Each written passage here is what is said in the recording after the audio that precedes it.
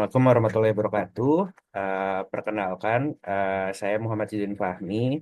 Lalu ada teman saya, Maria Yosefa, yang akan menjelaskan eh, macam-macam soal dari buku Simple IT ya. Ada 3 soal, yaitu pertama C3 Material Requirement Plan, selanjutnya C5 Planning of the Production, and then I6 Planning at the Transaction.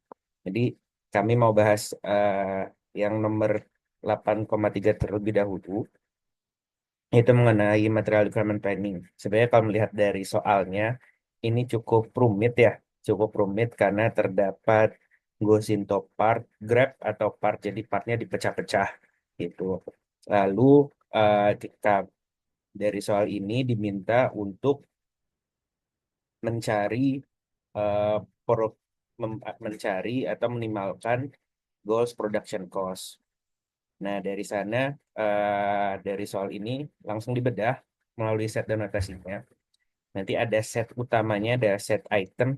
Set item ini merupakan semua produk dari final produk ya yang diminta dalam soal ini. Lalu ada assembly-nya, lalu juga ada pre-prod. Pre-prod itu berarti produk yang perlu diproduksi. Lalu yang terakhir ada set dalam requirement. Jadi requirement ini yang akan membatasi yang disesuaikan dengan Gosintograph di sini. Seperti contoh untuk assemble cabin itu terdapat requirement product untuk satu assemble cabin terhadap satu cabin perlu juga 2 door window dan perlu satu windscreen. Itu yang dinamakan dengan notasi requirement. Lalu parameter yang disebutkan dalam soal, sebenarnya ada harga belinya, ada harga produksi, ada permintaan, ada kapasitas produksi, dan ada jumlah produk yang diperlukan tadi seperti requirement.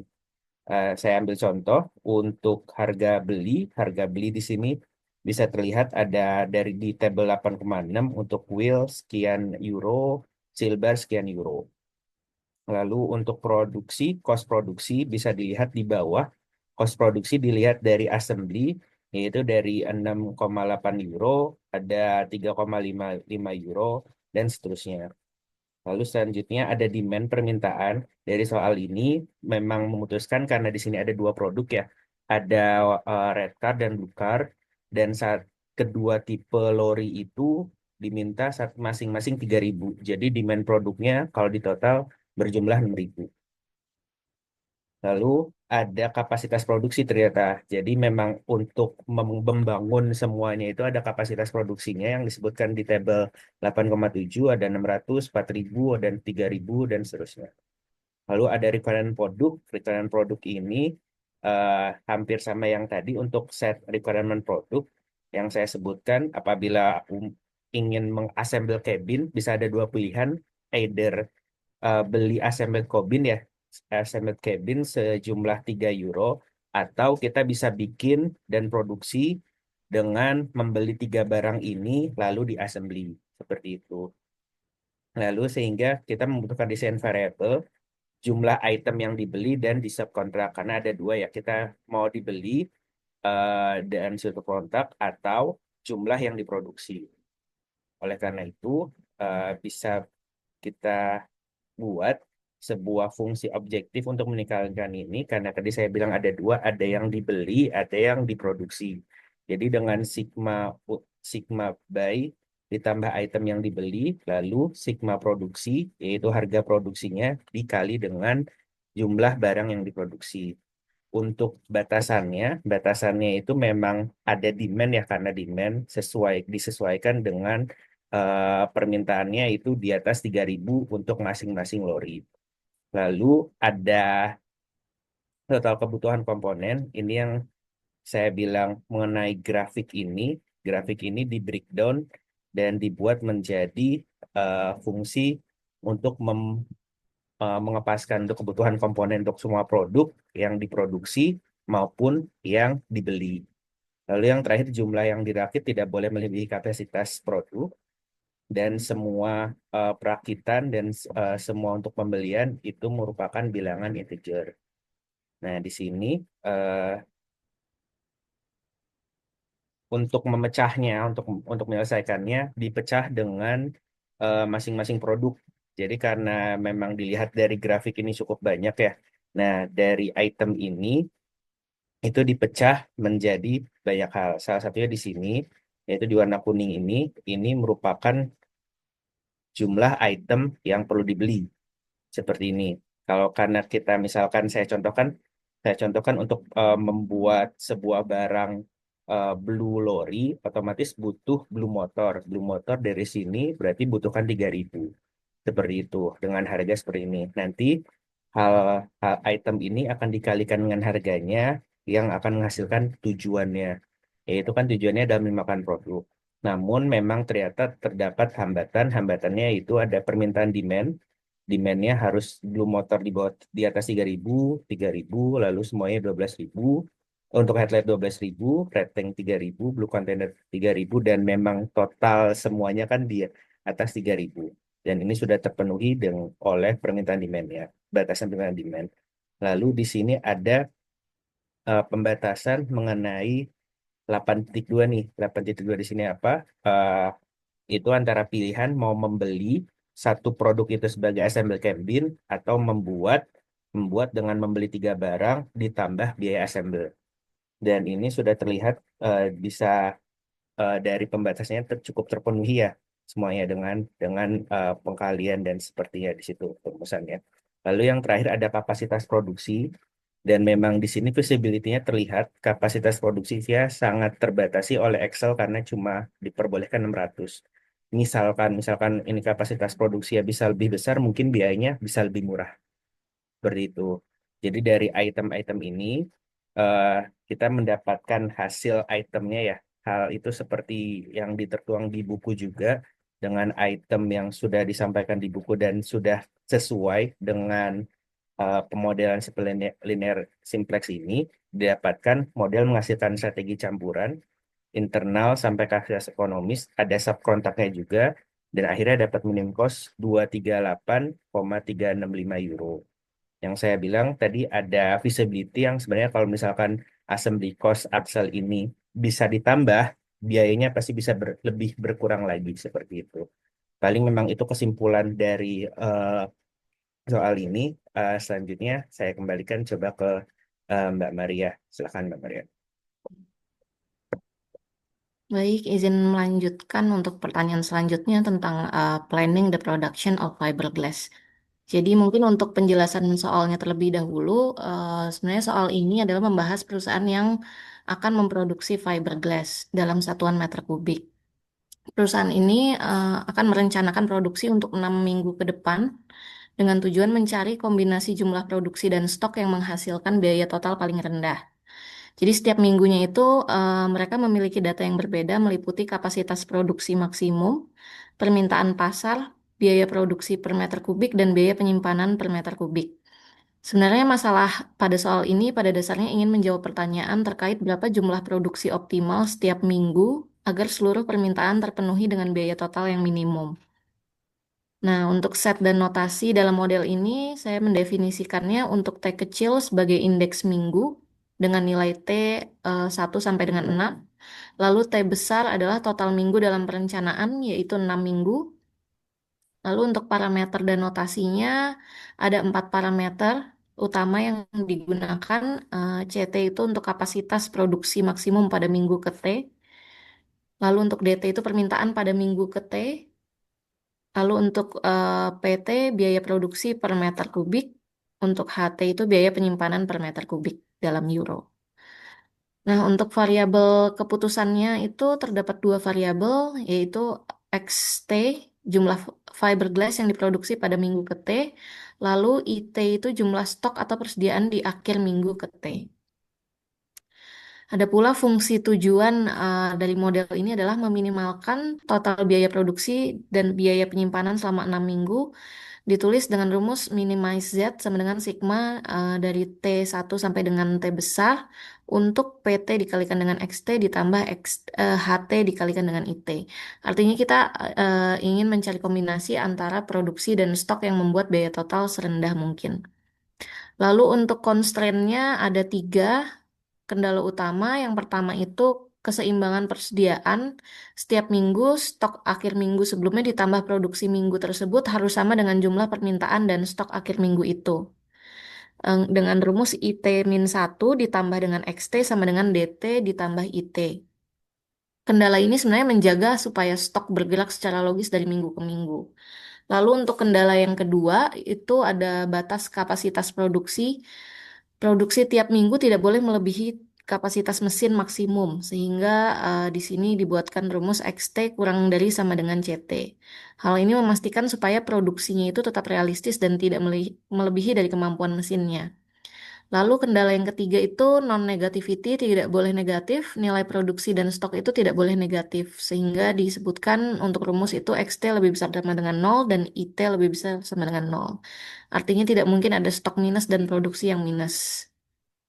Nah, untuk implementasinya menggunakan solver Excel, di sini fiturnya menggunakan solver dengan metode linear programming, simplex LP, dengan step-step yang pertama set objektifnya itu di H1 ya. Untuk tujuannya itu diatur pada total biaya keseluruhan pada sel H71, lalu tujuan solver di set ke minimize untuk meminimalkan total biaya. Lalu variabel yang diubah solver adalah XT atau jumlah produksi di setiap minggu. Lalu untuk subject to constraint-nya itu ada di IT-1 ditambah XT sama dengan DT plus IT. Sebenarnya sama seperti constraint yang sudah saya sebutkan di awal. Jadi itu semua dimasukkan ke dalam solver. Lalu solving metodenya itu kita pilih simplex LP karena seluruh fungsi dan kendala bersifat linear. Solver kemudian akan menghitung kombinasi pada kolom XT dan IT yang terbaik untuk mencapai biaya minimumnya. Nah, untuk kesimpulan akhirnya, model linear programming menghasilkan rencana produksi yang memenuhi seluruh permintaan pelanggan setiap minggunya. Lalu yang kedua, tidak terjadi kekurangan stok dan produksi tetap berada dalam batas kapasitas mesin. Dengan strategi produksi dan penyimpanan yang optimal, total biaya yang dikeluarkan perusahaan menjadi minimum yaitu 4.051,5 euro. Dengan demikian, penggunaan linear programming dengan solver Excel terbukti efektif untuk membantu perusahaan dalam merencanakan produksi secara efisien, menyeimbangkan kapasitas permintaan dan biaya penyimpanan secara optimal. Mungkin itu untuk soal ini, selanjutnya akan dilanjutkan kembali oleh Mas Fahmi. Silahkan, Mas.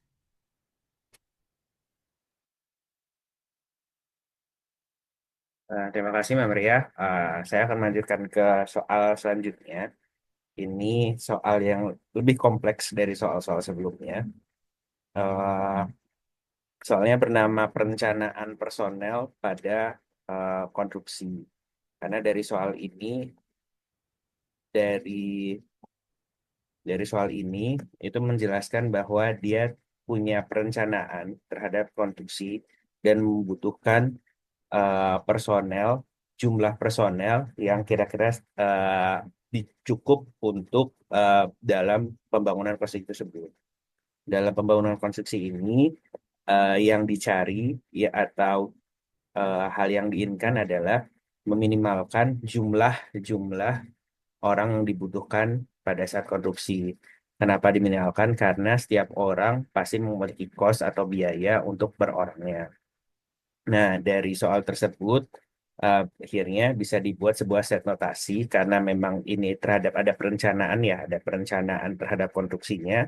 Dibuatlah set untuk bulannya dari tadi Maret, April, Mei, Juni, Juli, Agustus. Terdapat enam set notasi di sini. Lalu ada personal requirement-nya.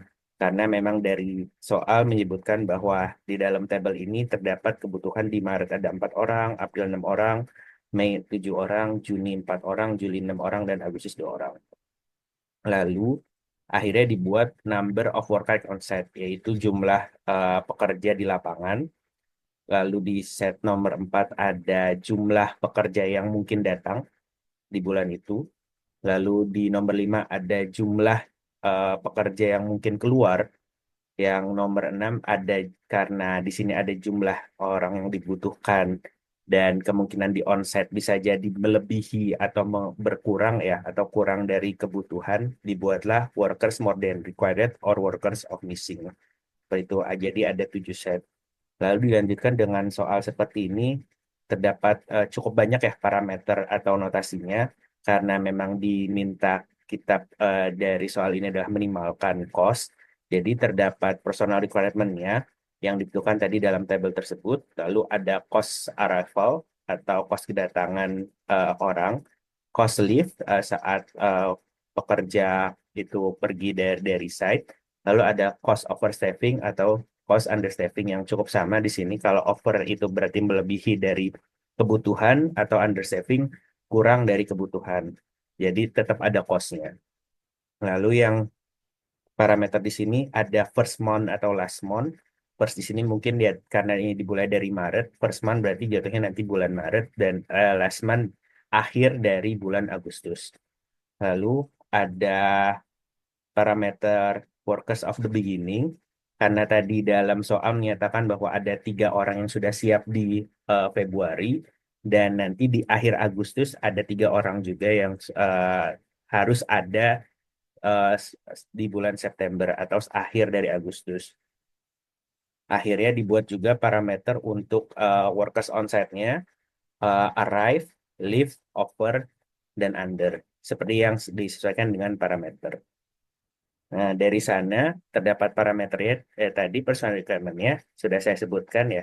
Lalu ada bayaran pekerjanya. Bayaran pekerjanya yang disebutkan di sini adalah untuk pekerja yang datang itu $100, pekerja yang keluar ada $160. Kalau misalkan pekerja yang over itu akan dibayar $200 atau yang pekerja yang under dari permintaan akan dibayar $200. Yaitu istilahnya kita kita rugi $200. Seperti itu. Akhirnya dibuat sebuah tabel ya, decision variable dan notasinya. Jadi yang kita tentukan adalah jumlah pekerja yang on-site, arrive, leave, over, dan under. Jadi angka-angka di sini adalah jumlah pekerjanya. Tadi dari soal sudah disebutkan bahwa inisial di bulan Februari ada 3, nah nanti di September ada 3. Dari total itu nanti, akan ditotal jumlah pekerja yang butuh datang, butuh sigmanya butuh datang atau keluar, lalu berapa yang over dan under. Dari hal ini akan dikalikan dengan bayaran pekerja tambahan, yaitu dan akhirnya mendapatkanlah objective function jumlah biaya biaya arrive dikali orang yang akan datang, lalu jumlah biaya leave dikali orang yang akan leave yang keluar, jumlah biaya overtime dikalikan dengan over, lalu dan jumlah pekerja yang under requirement dikalikan dengan bayaran si under.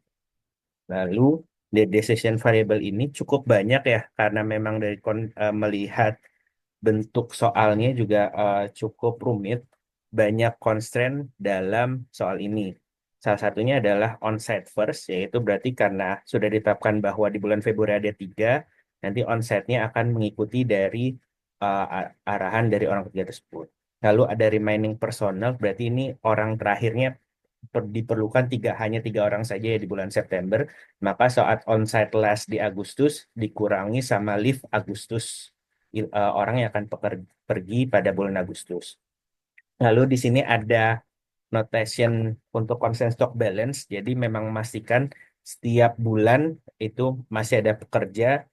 Nah, dari pekerja ini konsennya yaitu onsite sebelumnya, onsite di sebelum bulan sebelumnya dikurangi pekerja di bulan sebelumnya, lalu ditambah pekerja yang akan datang di bulan selanjutnya. Misalkan tadi kita ambil bulan April, berarti nanti pekerja lapangan di bulan Maret dikurangi orang yang pergi di bulan Maret, ditambah pekerja yang akan datang di bulan April. Seperti itu.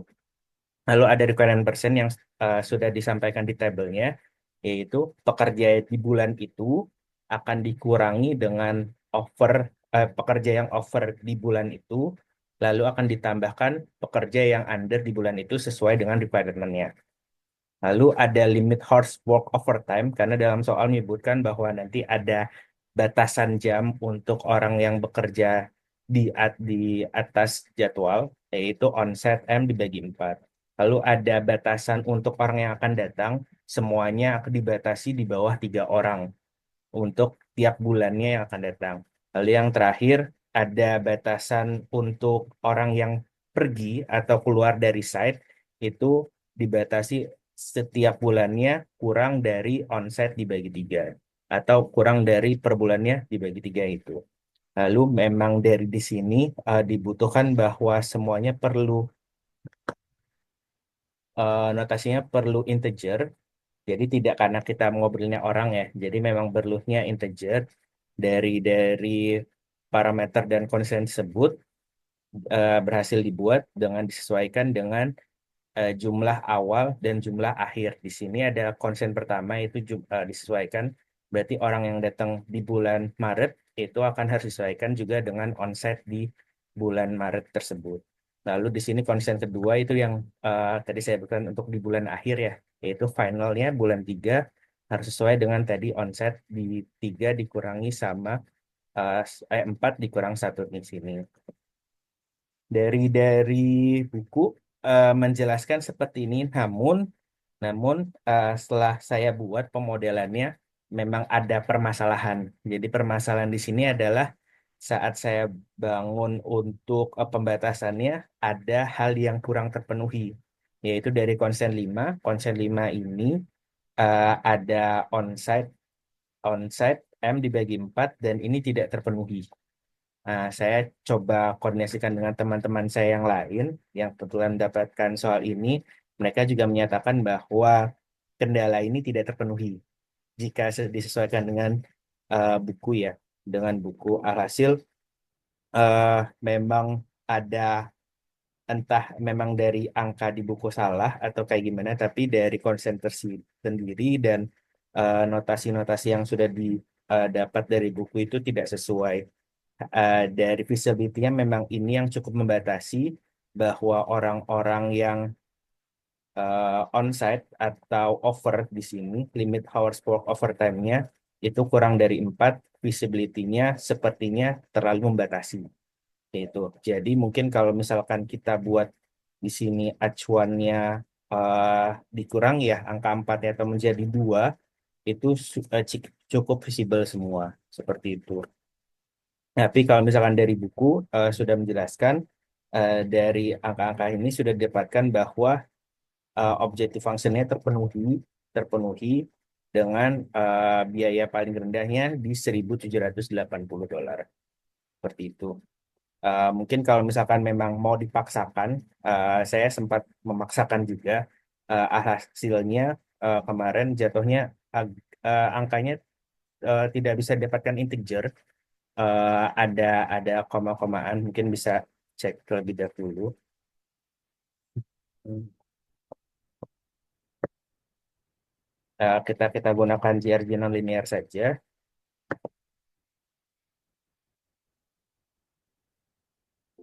Nah, angkanya cukup menambah ya. Jadi karena misalkan di sini angkanya koma-komaan, kalau misalkan mungkin dibulatkan ke atas, jatuhnya seperti itu. Dan ini tidak sesuai walaupun memang pada akhirnya objektif functionnya terpenuhi karena hal ini yang paling kecil.